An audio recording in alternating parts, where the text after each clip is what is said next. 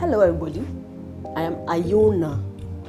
I'm a versatile artist who likes to flirt with all the genres, but I mostly do Afrobeat.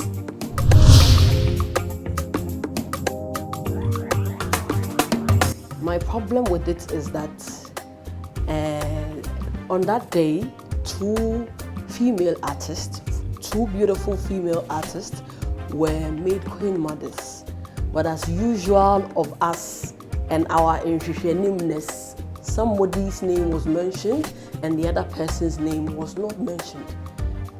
Which I think that it's a very big problem, because the two ladies, Wendy Shay and Iona, they are both female artists that are known.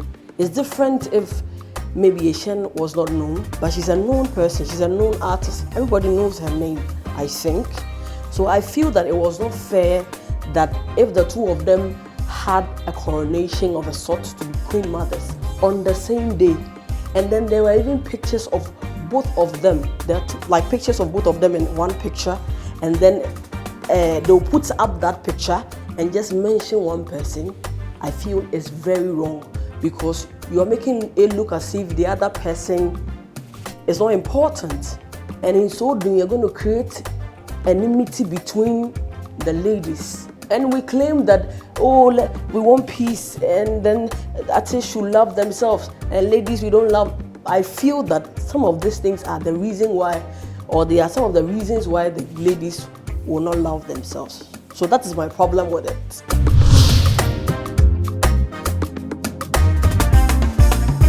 The media, because it was the media who took the pictures of two of them and then decided to mention just one.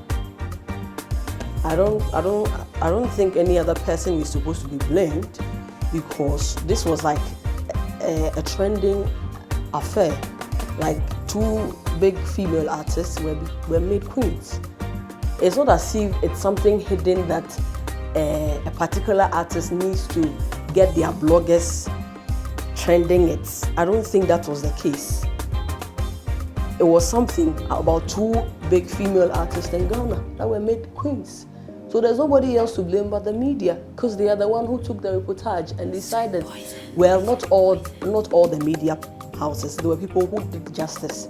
They mentioned the two of them. But earlier, when I saw the story from the beginning, all the people I saw picking the story picked a picture of both of them and decided to mention just one person.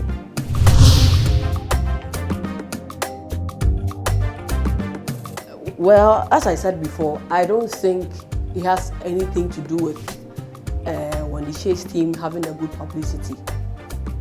I don't think that Wendy Shay's team will pick a picture of both of them and decide to mention only Wendy Shay.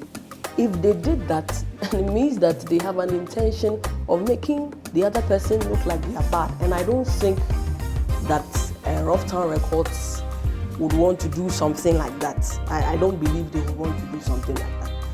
So it's not about the team, it's about the media men who decided to pick the story and just mention one person, making the other person look like they are irrelevant. I do not think that female artists hate themselves. I think it's a general problem with ladies. Girls and we have a lot of issues, a lot of jealousies and all those funny things which are not really common amongst guys. So it's not really a thing about female artists, it's a problem with ladies in general. It is very difficult to find a female supporting a young female. It's just very rare to find something like that. But I don't think that we necessarily hate ourselves, but I feel that it's a female thing where there's always competition amongst us.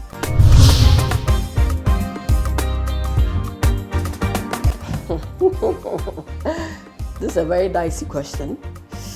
Well, I see her to be a very, very great actress. I love her movies so much. For her being, well, it is not for me to say, because I believe that anything you put your mind to that you want to do with a bit of training and hard work, you can achieve it. So anybody can become a musician. You just have to decide that is what you want to do, and then you work at it, and then you become one.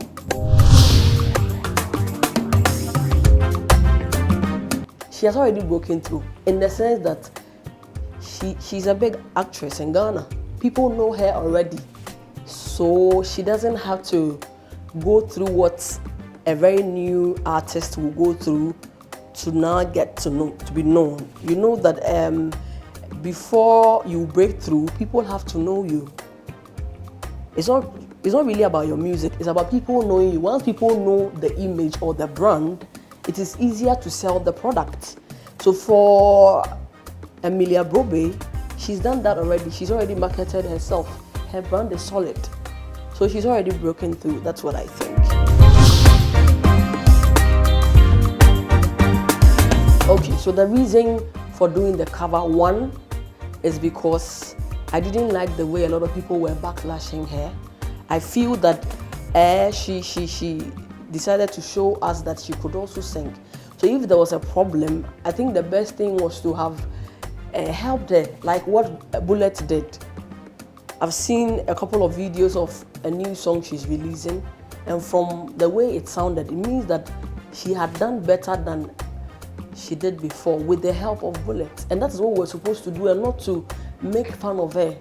And for that reason, I decided to do the cover, because I felt that it's a good song. There were a few technicalities which I don't blame her for. I blame the people who produce the music, not her as a person. So I decided to do a cover because I believe that you do covers for good songs, and Famiko is a good song. Secondly, business-wise, I felt that it was trending, and so it was a good avenue to jump on it and then flow as well.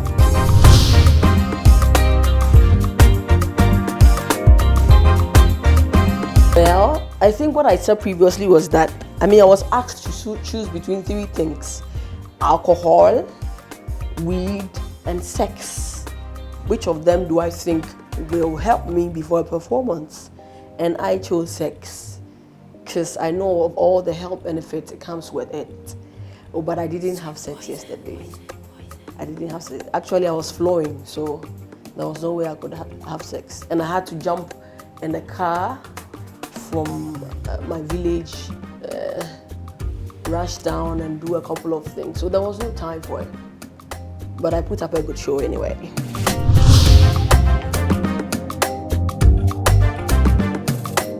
Well, for year 2020, I want to do a couple of collaborations with a couple of ladies and big guys in the system. Like, I would like to do a collaboration with Shatta Wale. Please, Shatta, if you see this video, I will really love to meet you and have a collaboration with you. I would like to do one with Stone Boy, Sarkodie, Sister Efia, not Sister Efia, Efia. Yeah, maybe, yeah, and a couple of others as well. Yeah, and I'm hoping that this year my brand becomes bigger. People will accept me for me and stop tagging me with Ebony. Because I have, for example, yesterday when I went to the mall for the show, people came to take pictures with me, and what the person said was, "Yay, Ebony look alike, I would like to take a picture with you." And then the Iona vanishes. My real image vanishes, you know. So I'm hoping that people don't tag me with that, and then people will see Iona for Iona and accept her brand year 2020.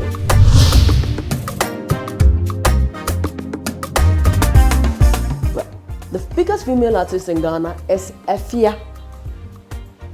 To say somebody is big, it doesn't mean the person should always be in the news all the time. I feel that to be big, it comes with consistency. Efia has been consistent for a long time. I've seen her kill live band. I feel that if you're an artist and then you cannot perform live, then you are no artist. Because if it's just for the song to play and then you stand and sing along, I think every other person can do that. But for someone to pick a microphone live and sing and kill it. So for me, Efia is the biggest female artist. Thank you all for making time to listen to me. It's your girl Iona, Iona. Catch me on my social media handles, Iona GH, on YouTube and Facebook. And then Iona Music, IONAMUZIK on Instagram and Twitter. Follow me and then enjoy all the beautiful things I have for you. Thank you very much.